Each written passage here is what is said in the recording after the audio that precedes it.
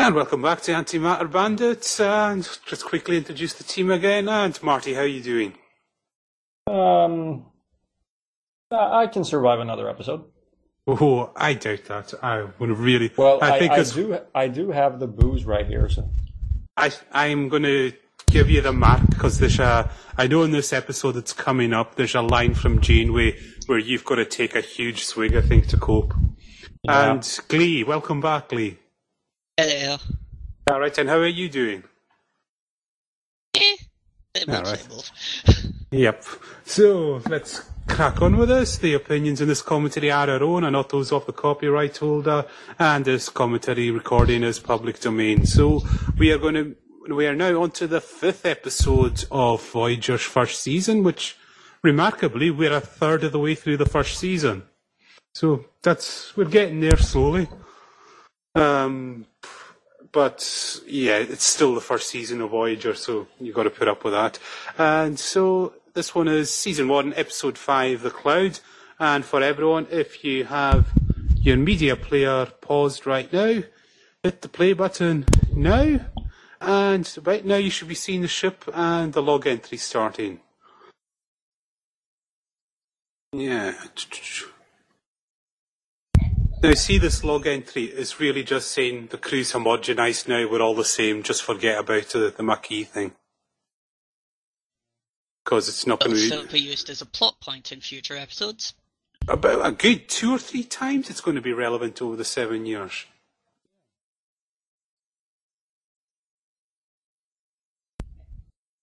Yeah. And here we go.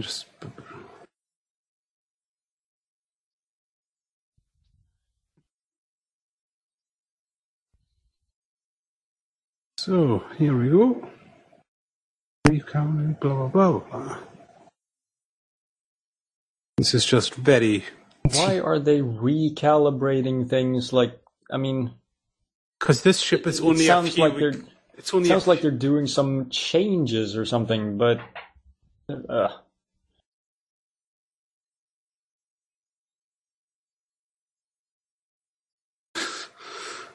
See how they'll stand up a second.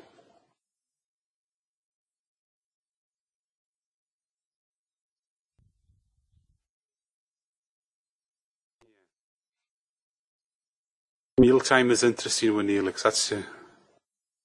Remember this... the master chef. Yeah, remember this conserving replicator power. I always say, because this does come up, and I really... in a very obvious way. I don't know if it's this episode.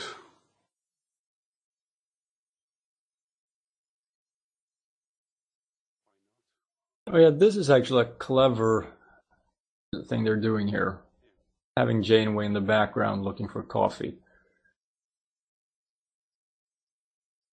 Because we get a picture on further episodes what she's like without her coffee. And it's basically... she's like me without my coffee.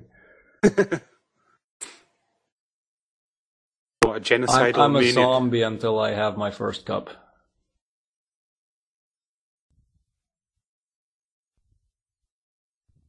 And this establishes another unpleasant Neelix character trait to add to all the others. Is that he has to behave like a dictator when it comes to the kitchen. Yeah. Yeah, I don't think there's coffee under that. She's really desperate now. Neelix may be a dumbass, but he's not. Where did Neelix get all this food? Yeah, another thing is, where does he get coffee? I mean, is that are we to think that coffee grows on every planet? Yeah. He's just got a massive cupboard of stuff that tastes like other stuff in his ship. Yeah, probably.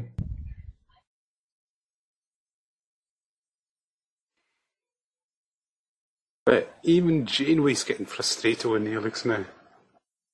Yeah.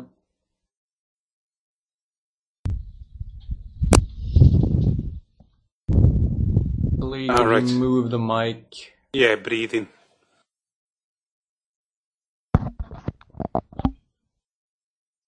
How's that? Yeah, that's better now. It's better right now.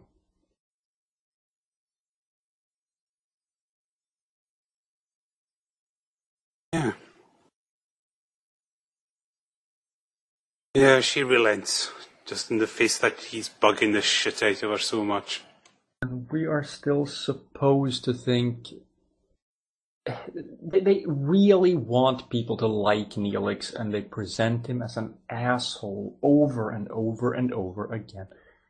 Was this supposed to be funny, maybe? I have no idea what it's meant to be.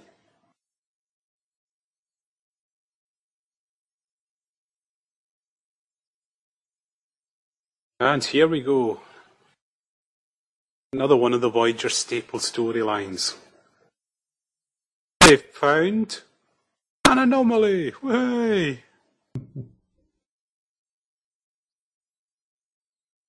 Omicron particles. Omicron particles are going to help for the antimatter reserves. Oh. I don't even... There's your drink now, Yeah. Marty.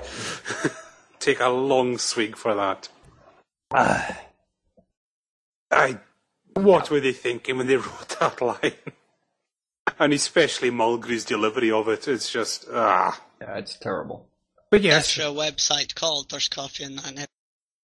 Is it dedicated to all the shittiness of Voyager, is it? It's dedicated specifically to this episode, I think. Crikey.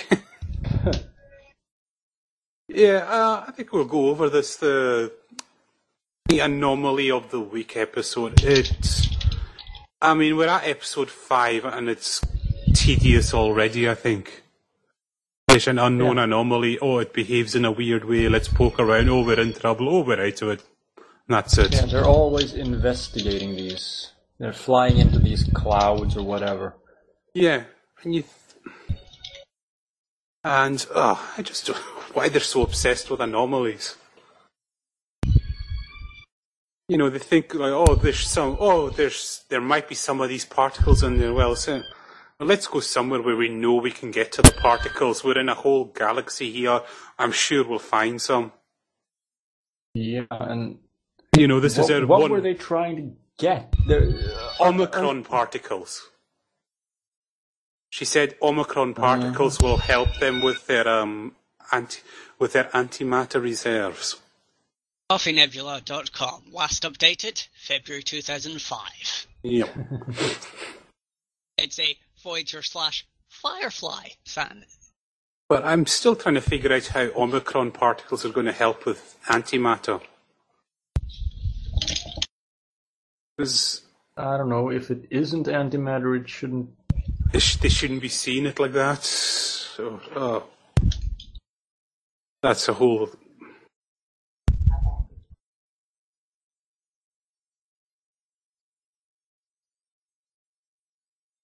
Oh no, here we go.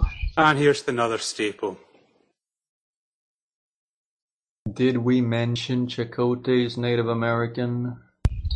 And basically anything spiritual, he has to talk about it. Yeah. Anything religious. And we're supposed to take it seriously. Yep. Because, yeah, it's not just that they believed in that spiritual crap, it was real. Yeah. Yeah, this is when because this was the 90s, I think they had to shoehorn in some new age crap in here. Probably. Google hunting for Omicron particles. Yes. And there's a website that looks like it's presented actual information about atoms, and then it actually references the Borg in the description of stuff. Right, so it's a made-up particle. Not real. Yeah. Yeah, I think it is. Would offend your animal guide. How? I hope people don't generally try to learn physics from Star Trek. Oh, Marty. No, but yeah, sometimes they actually do use at least the names of real phenomena.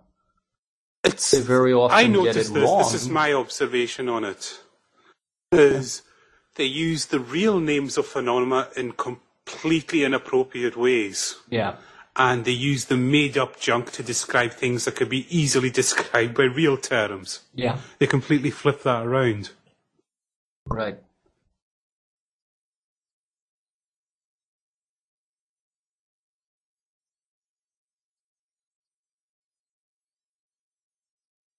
Oh.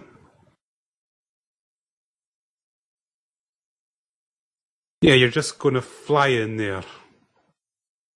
Yep, just go right ahead, because I'm sure flying into nebulas. But then again, nebulas they aren't big clouds or gas like this if you flew up to one close. No, they're nowhere near that dense. They're a lot bigger. Yeah. And if you were in one, you wouldn't notice it. It'd just be like normal space, basically. It looks funny when viewed from a huge distance because and it filters out light. And also, what they're showing on the screen there, that they don't look like that even from a distance normally. No, that's basically those wonderful pictures you get from NASA. Basically, it's been color corrected. Yeah, well, it's kind of exaggerated to show a specific. Yeah, it's basically I think it's a composite of all the color filters they use, and they put it together. Yeah, that's right. What color would real nebulae likely be? They're clouds of gas and dust. Yeah, basically just hydrogen. But basically, it's kind of like if you took, a fly into a cloud on Earth, it wouldn't really perceive it as a big white fluffy thing the way we do. It's just a matter of our perception. If we went into a nebula, we really wouldn't. It would just be a lot of empty space to us as we travel through it. Yeah, a few hydrogen atoms per cubic meter. Yeah, but it's just when you kind of zoom out from it, it looks like a big cloud there. Yeah, and it has to do with the atoms absorbing light. Yeah. And sending out light at. Yeah, you wouldn't just fly into space and you see a big colourful kind of dust cloud over there.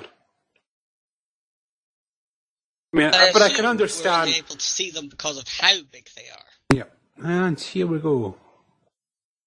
And of course, the nebula, or whatever we want to call it, is alive! Yay! Because that never happens in Voyager. Yeah, here's Harry acting a dumbass. I think isn't this the first episode though where that actually happens? I don't know. I think so. Why did Harry just do that? Spoke to Tuvok on his communicator when they're just standing across from each other. Here's Neelix being sensible. I'll give him this.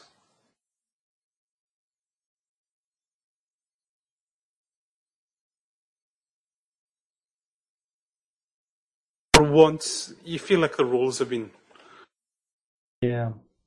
For once, Neelix is actually speaking sense. Enjoy this, folks. You're not going to hear us say this often.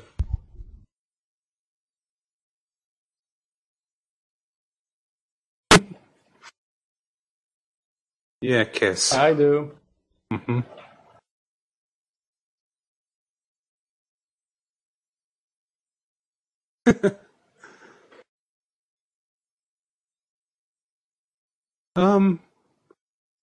Didn't you want to come along as well, Neelix?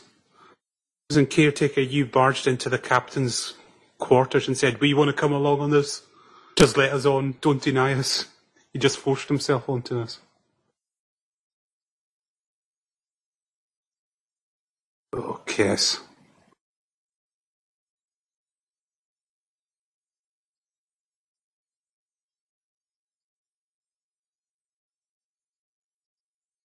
Oh.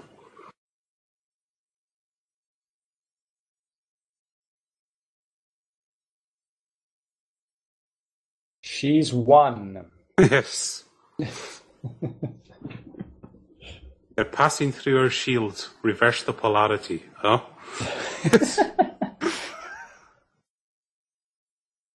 They're going right through the shields, no problem. I don't think reversing the polarity will help very much.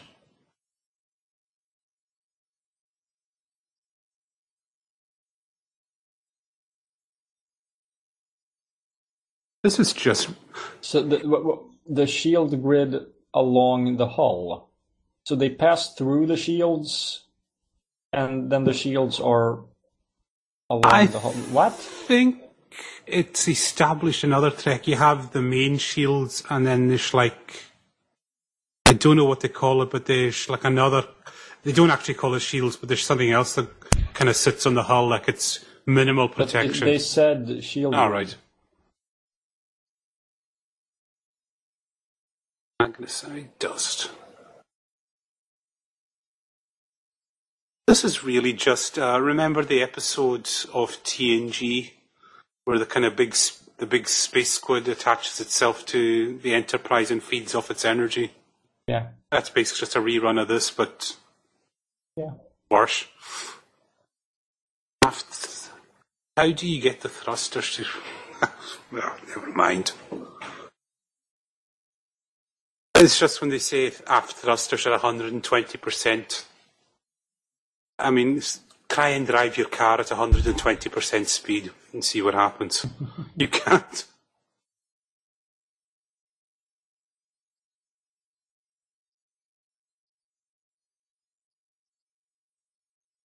Yeah, remember this about torpedoes. They have 32 and they can't be replaced.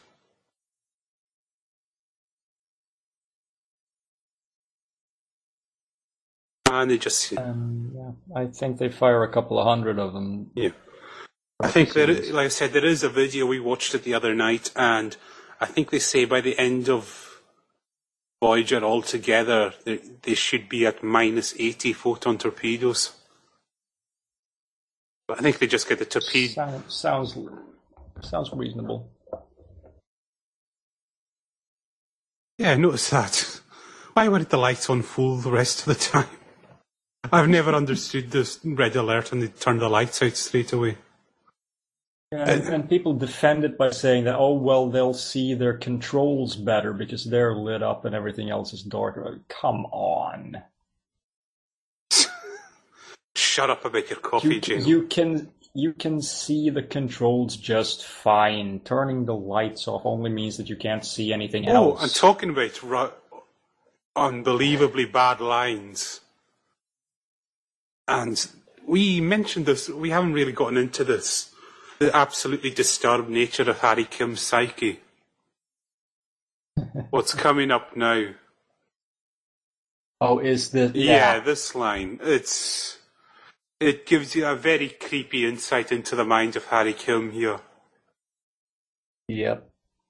Oh. I mean, Harry is... That wasn't too... Yeah. That was a pretty bad line as well.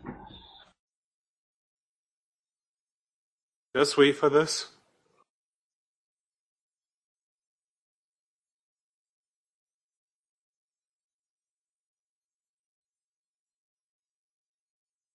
Harry.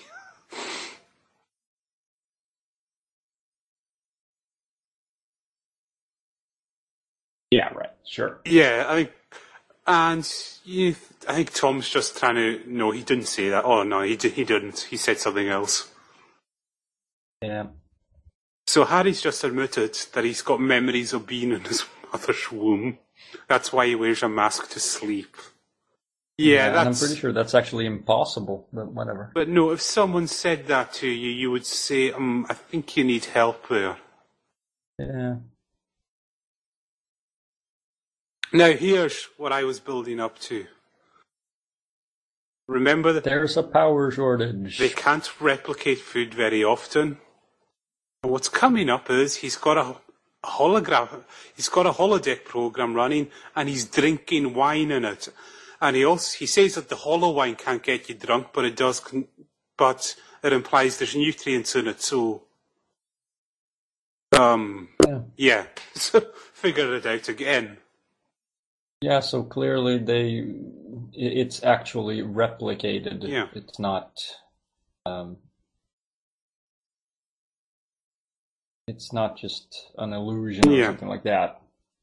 Well, they are always implying it's the transporters, the replicators, and the holodeck are very similar tech. Yeah, but for some reason, holographic stuff only exists in the holodeck, but The foods. if you eat something in the holodeck and you go outside, the food you've eaten doesn't disappear. So it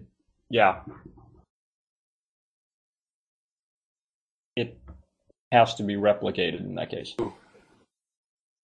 Doctor, the only hologram in this show that knows he's a hologram. Yeah.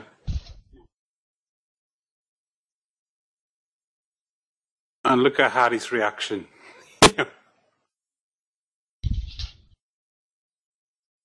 A beautiful woman throws herself at him. And he He reacts nervously, awkwardly, and, as always, with a bit of shame when a woman comes near him. Yeah. Like, what was it? SF Debris put, he's got a pathological fear of his own erection. Yeah. So there, look. They've got the hollow wine out. And they said earlier in this episode that they can't use the replicators too often. They've got a ration it. But they're still sitting there swigging back hollow wine.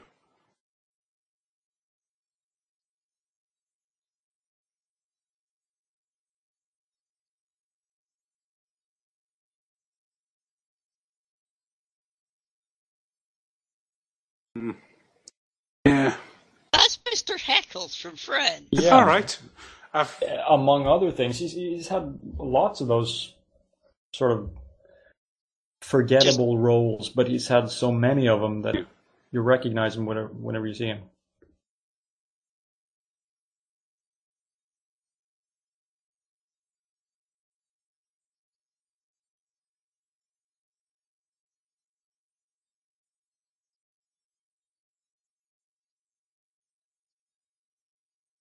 Yeah, the thing is, knowing what you know about Harry, having that cue pointed is probably giving him nightmares because it looks phallic to him or something like that. Old Scandinavian currency. What? That just came out of nowhere. Yeah. Why would they use that in a pool hall in France and Thomas is supposed to be an expert?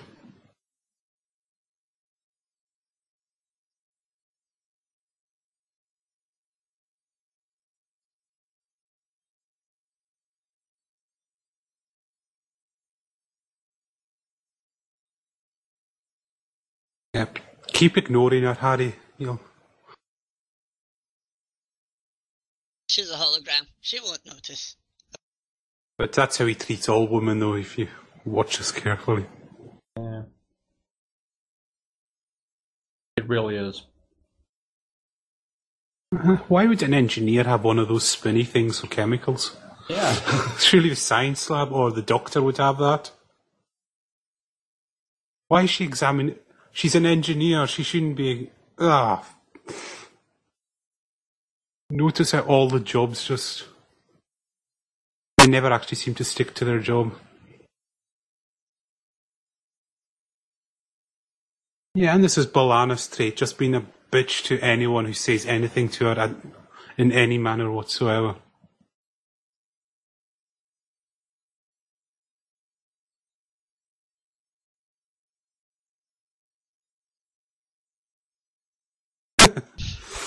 That would actually make a good episode. The Doctor raises an army to take over the ship. Yeah.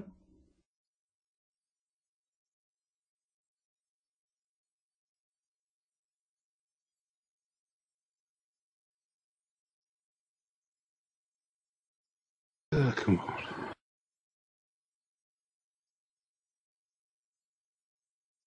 Yeah, it's no wonder this, because later it's established B'Elanna can't.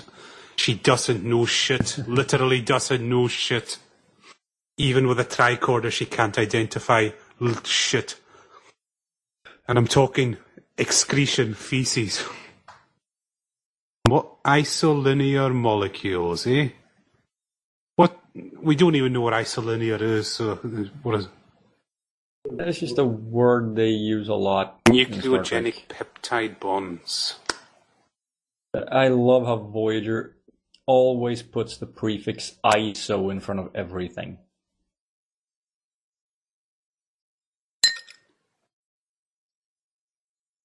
it just gets worse and worse throughout the series. They don't talk about frequencies; they talk about ISO frequencies, and things do not weigh so and so many grams, but isograms. Because just stop. You're not making it look it doesn't sound sciencey. It just sounds stupid. Because they use it as a unit, they actually use it... Unit and quantity. And a property as well. Yeah. Like isolinear circuits. Yeah. Oh, that comes up later, though. Oh. So, the big question is, how the hell did Chakotay get this on the ship?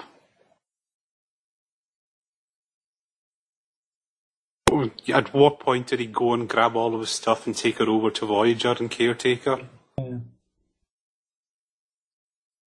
Because we eventually find out he's got heaps of his Indian, so-called Indian ritualistic.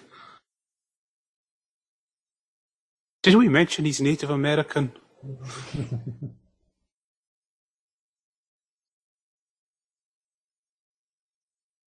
My ancestors used certain herbs to aid with their vision quest.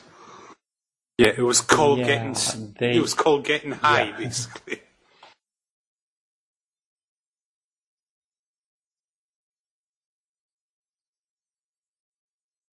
Because not only does this just get annoying, Chakotay's heritage, it gets blatantly racist at times.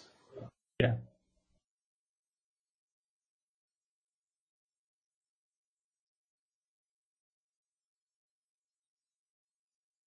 Yeah. This is also a bit of a premonition coming up here when you see what our spirit guide is. Yeah. It's kind of a... No one ever thought it would end up the way it did.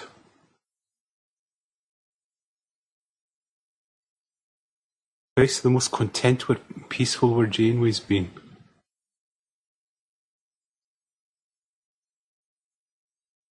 There should be dead bodies all around her then. Well, you think Janeway's paradise is a graveyard or something? No, I think it'd be more akin to the bonfires of Auschwitz or something like that. Would satisfy her more. And Harry Kilmer at her feet in a whimpering heap.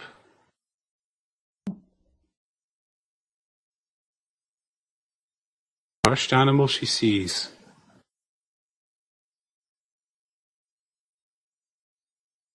Yeah, remember this. That's the first animal, given what happens to her. Janeway's spirit guide. It's a lizard. Yes. In season 2, this is going to be unintentionally hilarious when you think of this. Threshold! Yes.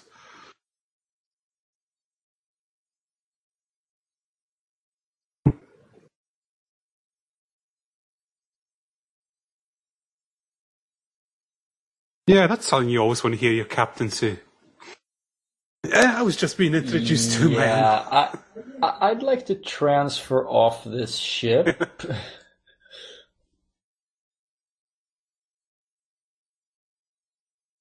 Why didn't this...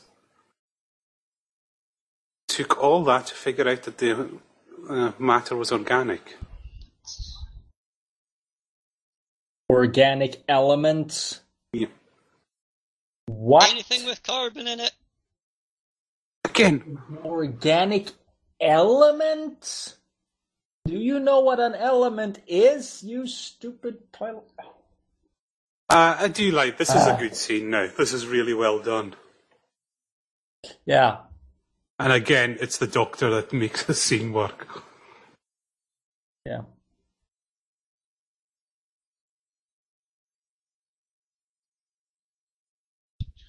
Ah.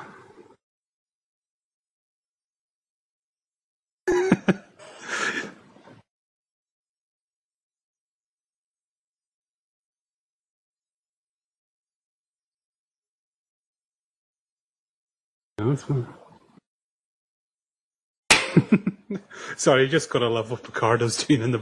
He's not even saying anything and he's stealing the show from these folk.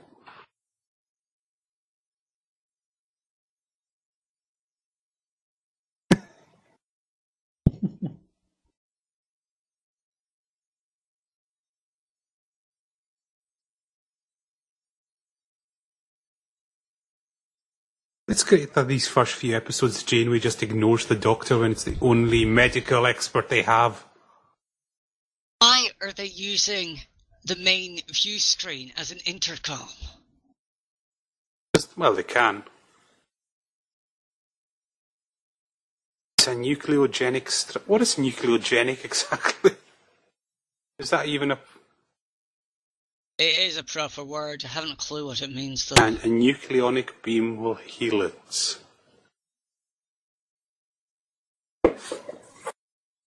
Yes. Oh, just... Yeah, so they're gonna heal it with Technobabble. Yeah. Okay. Well, that makes this really exciting. We're gonna watch some people push some buttons and then the problem will go away. But we're only at 30 minutes, so the first attempt will fail. And I'm guessing there's going to be a magic meeting room where they'll come up with some analogy. And then it'll work. Yeah, what hydroponic? The hydroponic garden that has soil in it.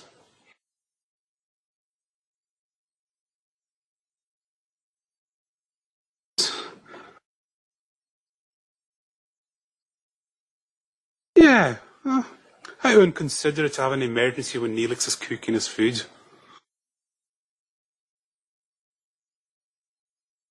Yes.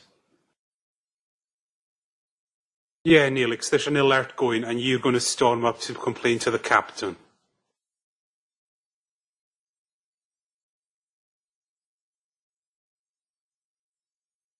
Yeah. Sorry, have we mentioned how much of a shithead he is? It's a monster, Neelix. Just, at least not compared to me.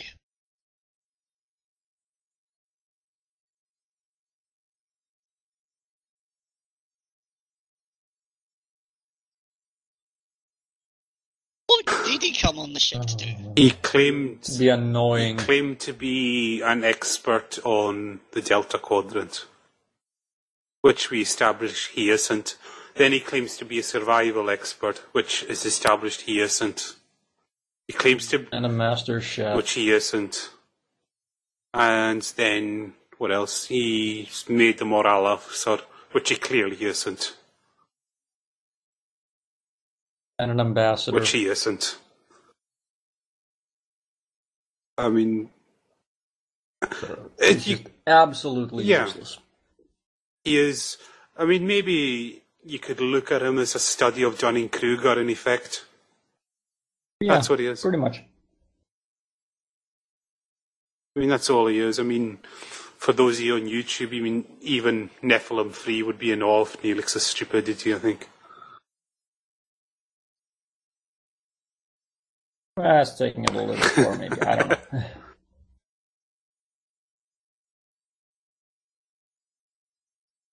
Yeah, there we go. Dim the lights.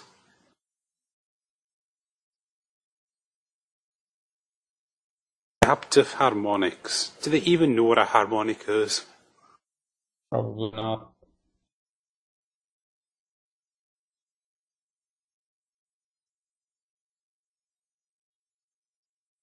Who is the actual science officer of Voyager?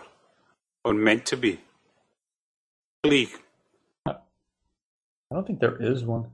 Glee, is there an actual science officer on Voyager? Gleek.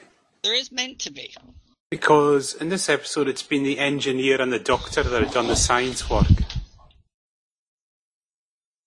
See, I always... Straight to memory alpha. Later it'll be 7. Yeah. But then, as we see, 7 can also do engineering, tactical, she can fly ships and all that. I mean, and again, multipolar charges. That makes no sense.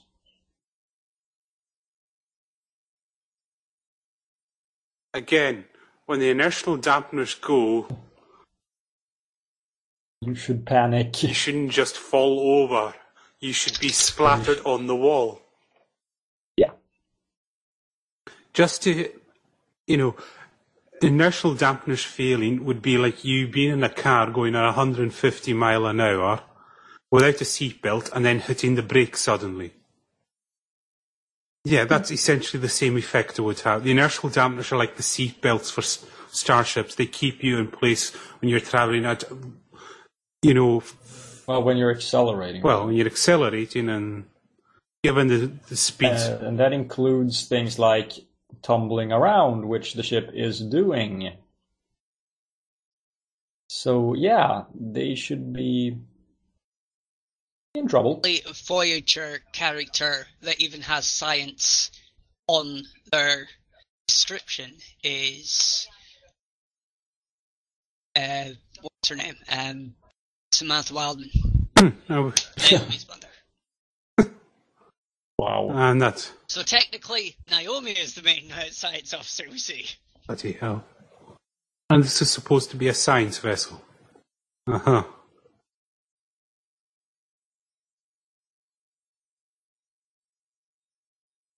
I think the engineers are pretty much considered the scientists, just... It's stretching the definition of an engineer. Yeah. Just a bit. I mean, I hate to go back to DS9, but you never saw O'Brien doing Bashir's job. No. And like, it was established, like, for instance, O'Brien's not an amazing pilot either. No, he's an engineer. Yeah, like he can fly, but he's not amazing like they all seem to be. And for instance, like Sisko, he doesn't really understand the science much. Well, Sisko doesn't understand much if he can't punch it, but that's different.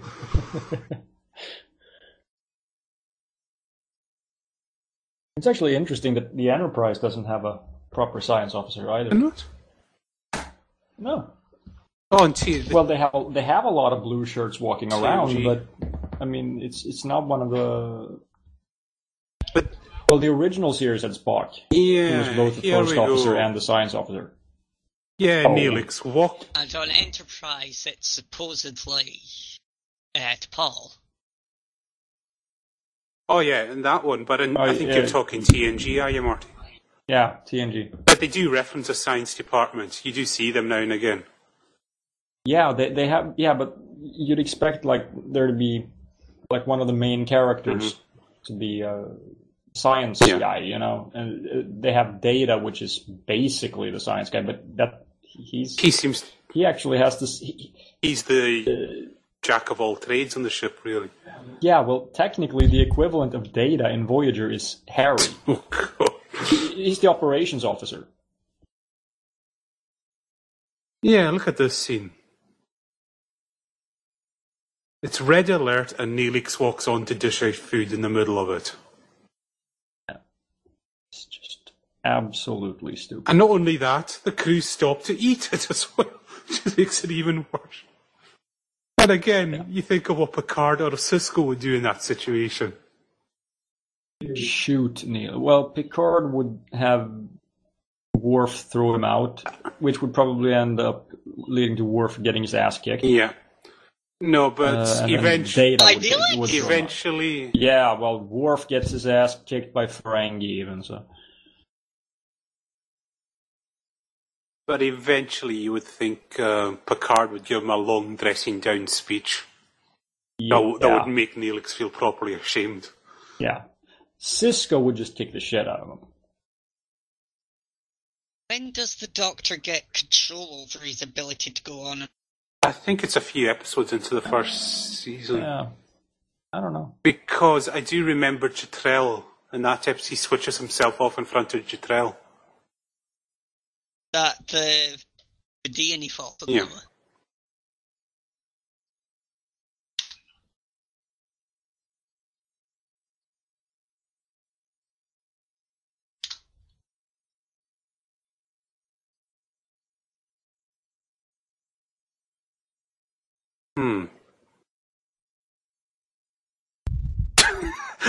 That's good. Awesome. We'll say this so many times, but Picard, will you just... Yeah, and it's not just It's not just the lines, it's the delivery. It's just his whole performance. Perfect, yeah. And it also tests how good an actor Picardo was. He was given such weak material. Absolutely. And he made such an entertaining and compelling character out of him.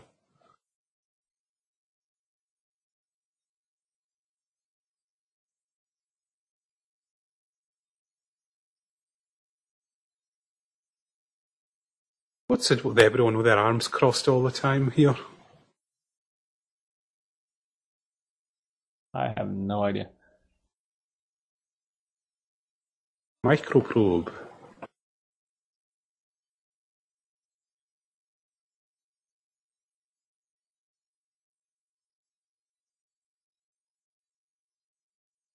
Yeah.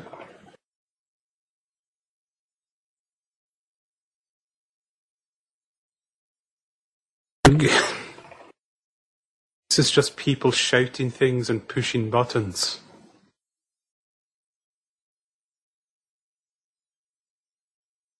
Interesting. Monopolar charges, huh? The way Voyager parked there, it reminded me of something from TNG. Probably the Dyson Sphere episode. Yeah. Yes, that one. Yes. But he just Scottish ship. Yeah, but he just said monopolarized charges. Why don't you just say polarized? Yeah, and a charge is either positive or negative. Yeah. Of course, it's monopolar. Yeah, but most people would just say it's polarized. Yeah.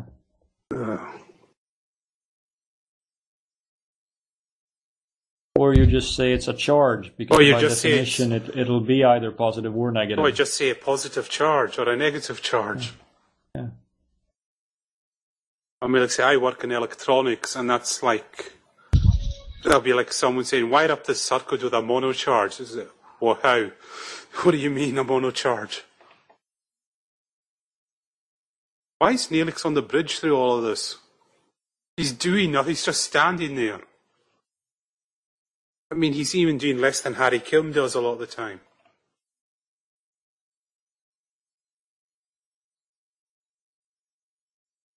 Just broke Tom's shoulder. So they've depleted the energy reserves by 20%.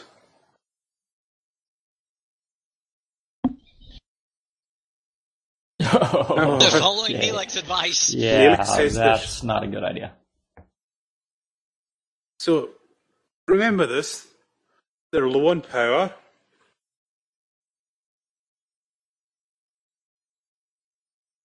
Yeah.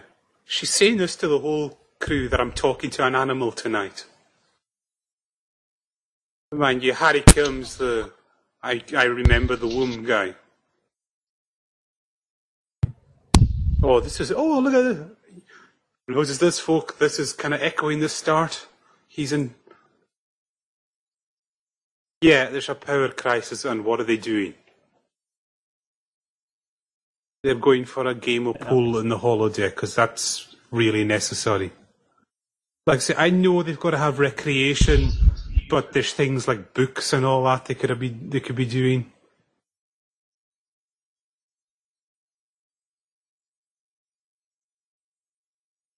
Who wrote this episode just for... I'm just curious who the ending...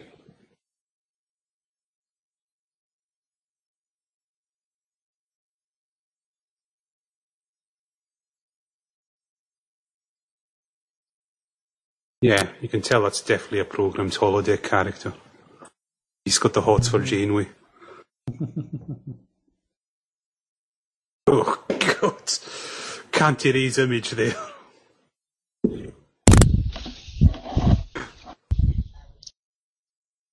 I assume there's someone on Earth supposedly waiting for Janeway.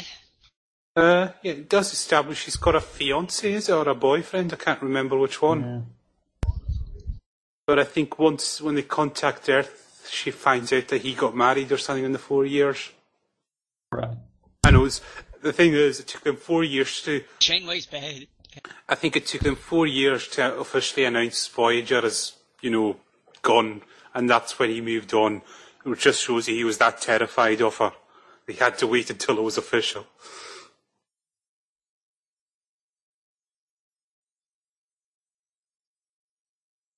Handsome young woman. Uh-huh.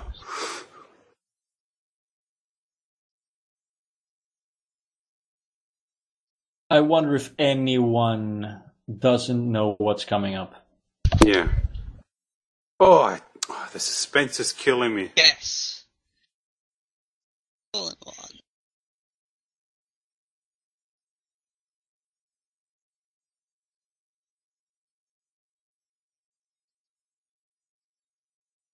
Yeah, Harry, huh? Just look at his face.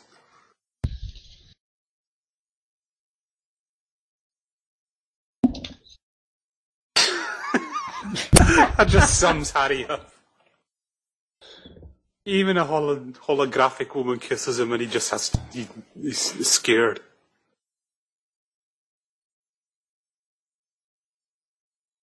Oh, the finishing line there is just... And that explains why. It's a Kenneth Piller script. He's the one that writes about how awesome Janeway is all the time, isn't it? And that kind of ending was put in there just to show she is awesome, wasn't it? Possibly. But that was worse than forget. That was just pathetic. Yeah, that was just that was terrible. Wasn't even forgettable. It was just limp. And like I say, more contradictions and cliches, and again, the only thing that makes it watchable is a few moments from Picardo and nothing else. None of the characters. And one very disturbing line from Harry Kim. Yeah. I mean, if you frame the Voyager to be the ultimate dysfunctional family, then it can work as kind of dark entertainment, I think. Possibly. There are plenty of episodes that reach this sort of so bad it's good territory. I'd say that was a 2 for me, that. Yeah, I'm gonna give it a 2 as well. And the only benefit, and it's kind of weird because there's less Neelix than that in the previous one, but there was nothing interesting introduced into this. It was just a rehashed plot that we've seen too many times, and we'll see so many times more. Yeah. Glee, your opinion? This one is 3. So what was any thoughts on the episode itself?